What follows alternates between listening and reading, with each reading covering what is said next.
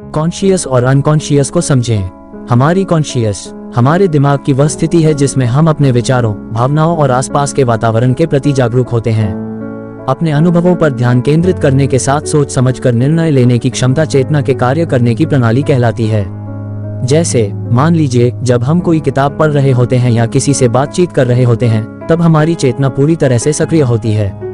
हमारे दिमाग के न्यूरॉन्स की संख्या ऑब्जर्व की जा रही गतिविधि के अनुसार घटती व बढ़ती रहती है।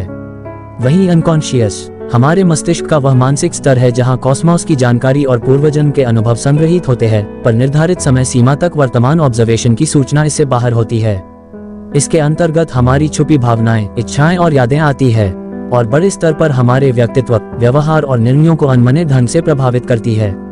क्योंकि ये अवचेतन मतलब अनकॉन्शियस की शक्ति है। जैसे यदि हम किसी पुराने अनुभव से प्रभावित होकर कुछ महसूस करते हैं, लेकिन उस अनुभव को स्पष्ट रूप से याद नहीं कर पा रहे हैं, तो ये हमारे अनकॉन्शियस का प्रभाव होता है। इसे एक और उदाहरण से समझते हैं। जब हम किसी नई जगह पर जाते हैं तो कभी कभी हमें ऐसा महसूस होता है कि हम कभी पहले भी यहाँ आ चुके हैं, तो यही अनकॉन्शियस पावर है। कुल मिलाकर सामान्य तौर पर कहा जा सकता है कि कॉन्शियस मस्तिष्क वह स्तर होता है जहां हम अपनी सोच और भावनाओं पर नियंत्रण रख सकते हैं, जबकि अनकॉन्शियस हमारे मस्तिष्क का एक ऐसा स्तर होता है जहां हम अपनी गहरी अंतर्दृष्टियों और अनजान प्रेरणाओं, या जिसे पूर्वजन्म कहते हैं, से जुड़े रहते हैं। ये दोनों ही हमारे जीवन को जीने लायक बनाने के लिए जरूरी है।